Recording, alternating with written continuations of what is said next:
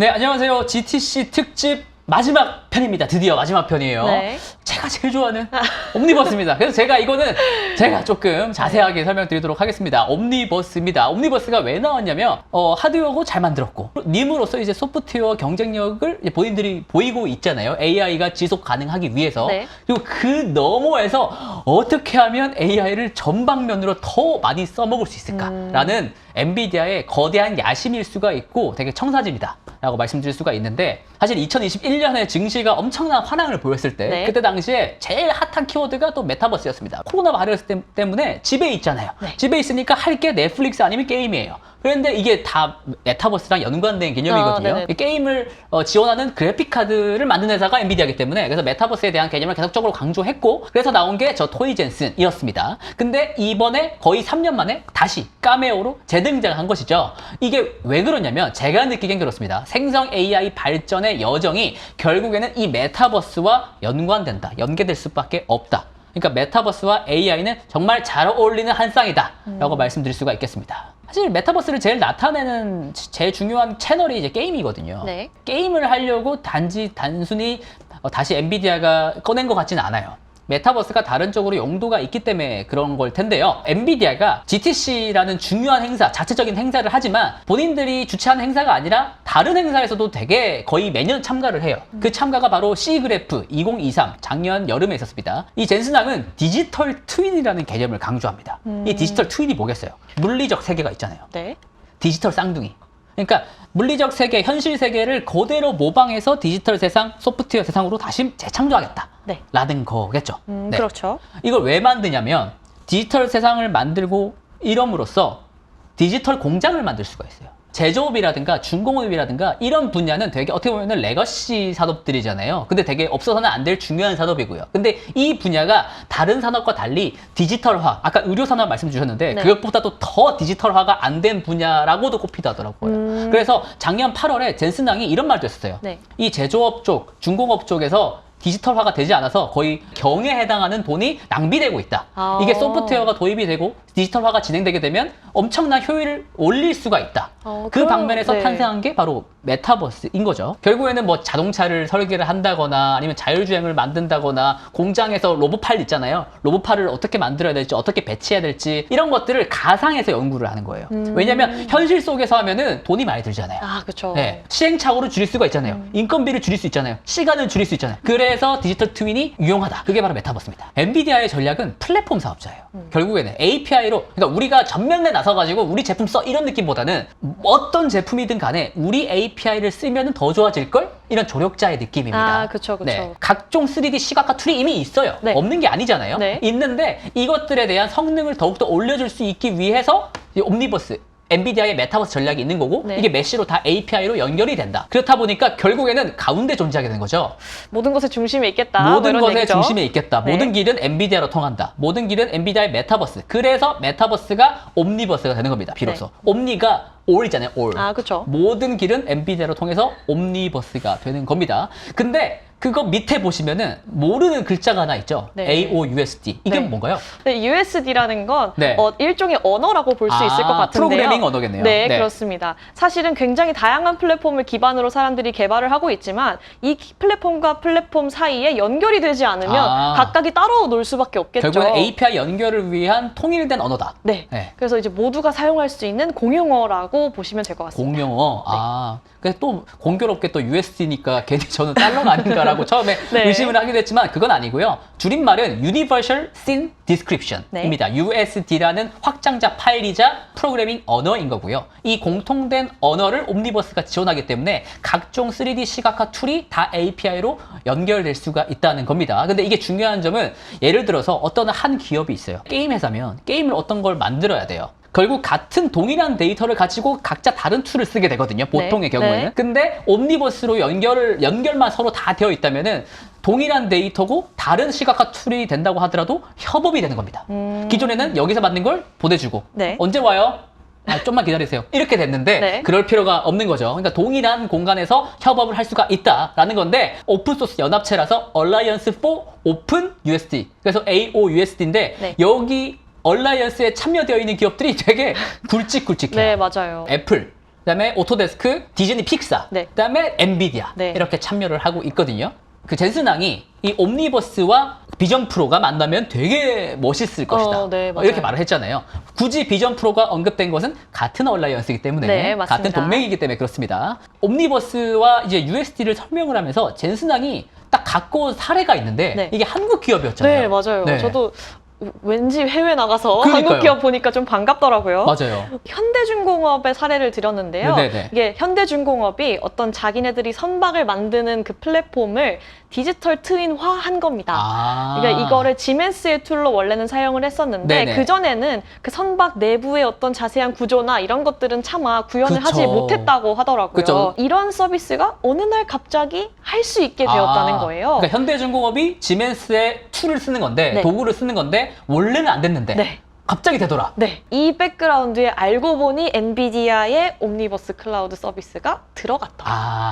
아까 그 조력자라고 말씀드렸잖아요. 네. 그러니까 이게 3D 시각화 툴이 여러 가지가 있을 텐데 옴니버스 API를 더하니까 안 되는 기능이 갑자기 되더라. 네, 맞습니다. 네, 그러니까 현대중공업 입장에서는 사실 알 필요가 없어요. 네, 맞아요. 네, 알 필요가 없어요. 네, 실제 소비자들 입장에서는 안 되던 게 갑자기 되네? 네. 어떤 기능이 새로 생겼네? 정도에 끝나지만 네. 사실 알고 보면 그 뒤에는 엔비디아가 제공하는 어떤 서비스들로 인해서 가능해지는 부분들일 거라고 네네. 저희는 생각하고 있습니다. 훨씬 더 젠슨왕이 강조하고 시간을 많이 할애한 부분이 바로 이 로보틱스입니다. 네. 어질리티 로보틱스라는 로봇도 있고요. 네. 그다음에 오른쪽쯤에 이 보스턴 다이너믹스의 로봇도 좀 들어가 있습니다. 이게 뭐냐면 각기 다른 회사의 로봇들이 지금 나열이 되어 있잖아요. 이 말은 이 모든 로봇들을 구동시키기 위한 기본적인 머리가 되겠다. 그런 거라 생각하시면 됩니다. 네. 결국에는 이 로보틱스와 자율주행은 결국 거의 한 몸입니다. 뭐 테슬라의 FSD 같은 경우에도 네. 본인들 갑자기 자율주행 한다고 했다가 갑자기 옵티머스 봇이 네네네. 나오는 개념이잖아요. AI 개념에 있어서 전이학습이라는 게 있거든요. 네. 트랜스퍼 러닝. 그러니까 비슷한 이제 작업 같은 경우에는 A의 이제 LLM을 개발했다고 하면은 이것을 B의 LLM으로 좀 전이를 할 수 있는 개념이 전이학습이거든요. 물론 비슷한 경우에 가능합니다. 그러니까 결국은 외부를 좀 인지하고 그렇죠. 그것에 대해서 적절하게 반응하고 이런 기본적인 메커니즘이 맞습니다. 좀 비슷해 보이네요. 기계가 로봇이 세상을 걸어 댕기면서 네. 이 세상이 어떻게 생겼구나, 이 네. 세상은 3D구나, 내가 어떻게 움직여야 되겠구나, 네. 이런 물리적 그 상황을 설명하는 게 이제 월드 모델이라는 개념이 있어요. 네. 근데 자율주행도 마찬가지잖아요. 그쵸. 자동차 입장에서. 그러니까 자동차도 어떻게 보면 로봇이라고 할 수가 있거든요. 이 옴니버스에서 자율주행과 자율보행 로봇을 위한 기반 모델이 만들어지고 또 가공되기 때문에 그렇습니다. 기본적인 이제 엔비디아의 서버라고 하는 게 DGX잖아요. 네. DGX가 아까도 설명드렸다시피 엄청나게 많은 GPU가 집약적인 연산을 해가지고 어떠한 AI 큰 모델을 만드는 게 DGX의 역할이잖아요. 네. 그러니까 여기서 자율주행이든 로봇이든 뭐 휴머노이드 로봇이든 이런 것들을 위한 기반 모델을 딱 만듭니다. 엄청난 리소스를 써서. 근데 여기서 끝나는 게 아니에요. 일종의 강화 학습을 해야 되거든요. 단순히 걸어 다닐 수 있고 뭔가 집을 수 있고 이런 거에서 끝나는 게 아니라 네. 사실 이 모든 세상이 다 인간한테 맞춰져 있잖아요. 그렇죠. 인간의 관습이라든가 제스처라든가 이런 것들은 사실 책에는 잘 없는 내용들이지 않습니까? 그렇죠. 그런 것들을 사실 가르치기도 사실 가르치기가 쉽지 않아 않죠. 보여요. 그래서 그것을 가상 시뮬레이션 공간에서 예절을 주입을 하는 겁니다. 인간의 네. 관습이라든가 습관, 제스처, 은어, 구어체 이런 것들을 다 가상 공간에서 구현을 하는 겁니다. 그래서 보다 인간화 할 수 있는 네, 어떤 그렇습니다. 그러니까 세밀한 부분인 거죠. 디지털 트윈인 거죠. 디지털 트윈 안에서 로봇이든 자율주행이든 어떻게 움직여야 되고 어떻게 학습해야 되는지를 여기서 또 시뮬레이션을 해서 강제 예절 주입을 하는 겁니다. 이 공간을 이제 옴니버스 이제 서버라고 해서 OVX라고 불러요. 네. 이 OVX와 DGX가 서로 소통하면서 피드백 과정을 거치면서 점점 진화를 하는 거죠. 가장 밑에 있는 게 AGX인데 네. 이것은 DGX와 OVX는 학습의 과정이 있잖아요. 네. 그 실제로 추론을 하거나 추론이 결국 서비스죠. 그쵸. 실제로 써먹을 수 있는 네네네. 로봇이든 자율주행 자동차든 그 안에서 탑재돼야 되는 추론용 칩이 있습니다. 그런 거는 조금 가벼워야 될 것 같은데요. 가벼워야 되죠. 가벼워야 되고 저전력이어야 하겠고요. 네. 그래서 AGX로 만들어지고 있는 브랜드가 자율주행의 경우에는 드라이브, 토르, 오린 이런 것들이 있고 네. 로봇 같은 경우에는 제슨이 있습니다. 제슨. 이런 것들이 3박자가 딱딱딱 맞춰져 있고 이미 준비를 해놨더라. 네, 그 생태계를 이미 다 갖추고 있고 너네는 우리 것만 쓰면 돼. 다 준비해놨어. 이런 정말 얘기죠. 무서웠습니다. 정말 네. 무서웠고요. 네, 근데 지금 엔비디아 방향대로 가고 있는 게 더 소름 돋는 지점이라고 할 수가 맞아요. 있겠고요. 제가 말씀드리는 내용이 사실 여기에 다 들어가 있습니다. 엔비디아의 자율주행 고도화 전략을 보면 DGX 서버에서 기반 모델을 만들고 가상 공간에서 계속 시뮬레이션을 돌립니다. 근데 이게 되게 효과적일 수가 있는 이유가 현실 공간에서는 자동차가 사고를 냈을 때는 어떤 식으로 학습을 해야 되지? 이런 것들을 잘 현실에서는 하기 힘들잖아요. 그렇죠. 매번 사고를 낼 수는 없지 않겠습니까? 그러니까요. 자동차를 한 뭐 수천 대, 수만 대를 부술 수는 없잖아요. 네, 그렇죠. 너무 비용 효율성이 안 나오죠. 그러니까 가상 공간에서 하는 겁니다. 네. 제가 젠슨장이 실제 키노트에서 말한 내용을 제가 번역을 했거든요. 네. 시뮬레이션 엔진이 결국 필요하다. 그러니까 로봇이 진정한 인간한테 이로운 로봇이 될 수 있게 배우는 운동장이다. 네. 짐이다, 짐.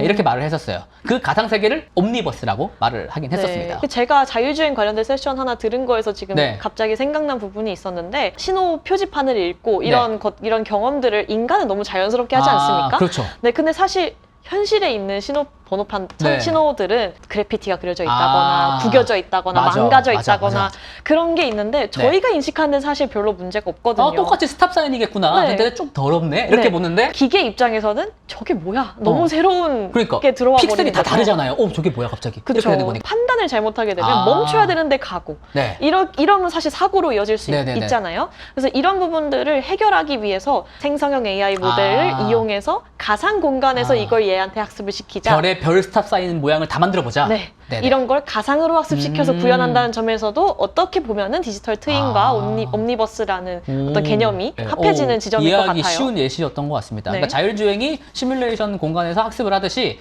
이 사진을 보시면 사진이 아니라 그림이죠. 네. 상상도입니다. 상상도. 네, 맞습니다. 네. 그러니까 이 옴니버스 서버에서 로봇이 시뮬레이션 되는 과정은 이런 식으로 상상할 수 있지 않을까라고 엔비디아 측에서 제공을 했습니다. 네. 근데 참 재밌을 것 같아요. 실제로 휴머노이드 로봇을 시뮬레이션 하기 위한 전용 서버가 또 이미 만들어 놨더라고요. 그게 이제 네. 아이작 랩입니다. 네. 아이작 랩으로부터 이제 강화 학습을 받는 형태가 될 거고요. 근데 제가 자율주행, 자율보행 로봇 이런 얘기를 말씀드렸지만 네. 테슬라와 결국 이 회사는 부딪힐 수밖에 없습니다. 강력하게 부딪힐 것 같습니다. 원래는 여기에서 애플이 하나 있었죠. 네. 근데 애플이 타이탄 프로젝트를 몇 년 만에 접어버렸지 않습니까? 그래서 사실상 두 회사가 이 분야에서 가장 격렬하게 싸울 라이벌인 것 같습니다. 근데 두 회사가 라이벌이긴 한데 참 전략이 너무 상반돼요. 네, 완전 반대의 길을 걷고 있죠. 네. 테슬라 같은 경우에는 일단 본인들은 제조에 특화된 네. 기업이다라고 수차례 물론 소프트웨어도 잘하지만 테슬라는 수직적 통합 생산에 주력합니다. 실리콘부터 로봇까지 싹 네. 다 만들어요. 근데 엔비디아 같은 경우에는 아까도 말씀드렸다시피 본인은 제조업을 안 하잖아요. 서로 다른 로봇들을 다 지원해주기 위한 기반 모델이 필요합니다. 네. 그리고 그 로봇들한테 탑재될 그 AGX라고 불리는 추론형 칩도 다 필요합니다. 근데 반도체 설계는 제일 잘하잖아요. 그쵸. 그래서 사실 저는 그거는 그래 오케이 했거든요. 플러스 중요한 건 뭐냐면 소프트웨어입니다. 네. 결국에는 로봇에도 소프트웨어가 병목이라는 거예요. 테슬라가 옵티머스 로봇, 휴머노이드 로봇의 제조 원가가 한 1만 달러 정도 될 것 같다라는 뉘앙스로 말을 했어요. 네. 근데 실제로 어질리티 로보틱스 같은 경우에는 제조 원가가 25만 달러 정도 될 것 같아요. 네네. 너무 비싸잖아요. 네, 차이가 근데 많이 나네요. 차이가 많이 나는 이유가 상당 부분이 로봇용 소프트웨어를 개발하는 비용이라고 합니다. 그럼 이 소프트웨어만 엔비디아 걸로 좀 비용 절감을 할 수 있으면 경쟁력이 갑자기 생기는 거 아닌가요? 그렇죠. 사실 머리를 내주는 거기 때문에 막 그렇게 썩 달갑지는 않은데 네. 그래도 휴머노이드를 판매를 하려면 어쨌든 싸게 데리고 올 수만 있다면 네. 엔비디아의 플랫폼 사용이 늘어날 수밖에 없다라는 네. 점을 말씀드릴 수가 있겠습니다. 물론 약점이 아예 없는 건 아닌데 네. 결국에는 가상 데이터보다는 현실 데이터가 더 좋을 것 같긴 하거든요. 고품질의 데이터니까요. 그렇죠, 실제 데이터가. 그래서 그 부분에 있어서 엔비디아가 약점이 있는데 여러 가지 이제 로봇들에 다 지원을 하게 되면 그 로봇들이 결국에는 세상에 많이 깔릴 거 아니에요? 네. 그러면 이제 이들이 서로 앙상블합스를 합니다. 예, 서로 알려주는 거죠. 너 뭐 배웠어? 너 뭐 배웠어? 서로가 알려주는 거죠. 이런 식으로 계속적으로 점진적으로 발전을 해서 좀 파괴해 나가지 않을까. 사실 이게 어떻게 보면 플랫폼을 가지고 있는 기업의 그럼요. 강점이라고 봐야 할 것 같아요. 허황된 목표가 아니라고 생각하는 건 바로 이것 때문에 그렇습니다. 젠슨항 CEO가 직접 언급했던 사실 파트너사들이 이미 너무 많더라고요. 너무 많았어요. 너무 많았습니다. 엔비디아는 그 중심에 서 있다. 이미 큰 고객들이 들어와 있고 러브콜을 보내고 있는 현장이었다라고 네. 말씀을 드릴 수가 있겠습니다. 자, GTC 2024 행사를 다녀와서 제가 처음에 말씀드린 내용이 있죠. AI의 처음부터 끝까지 관련된 내용들을 세션으로 다 다루었는데 이것들을 다 다룰 수 있는 엔드투엔드를 지원을 하면서 이 정도 규모로 큰 규모로 컨퍼런스를 진행할 수 있는 곳이 엔비디아 말고 다른 기업이 있을까? 저는 떠오르는 곳이 없습니다. 네, 이 점을 반드시 유념해 줬으면 좋겠고요. 마지막으로 하실 말씀 있으시면. 제가 생각했던 것보다 더 많은 범위에서 엔비디아의 어떤 플랫폼이라든지 서비스라든지 굉장히 많은 부분에 이미 영향을 주고 있더라고요. 네. 제가 생각했던 것보다 더 큰 변화, 더 실제적인 변화가 지금 일어나고 있는 거구나라는 생각이 네네. 좀 많이 들었습니다. 그래서 내년에도 참여하실 거죠? 아우, 당연하죠. 당연하고 네. 근데 내년에는 팀장님 같이 가신대요. 아, 네. 열심히 해야 될 것 같습니다. 내년 열심히 더 하겠습니다. 열심히 해야 될 것 같고요. 네, 앞으로도 AI를 포함해서 여러 가지 혁신 기술에 대해서 저희 미래에셋 스마트머니가 잘 전달해 드리도록 하겠습니다. 시청 고맙습니다. 감사합니다.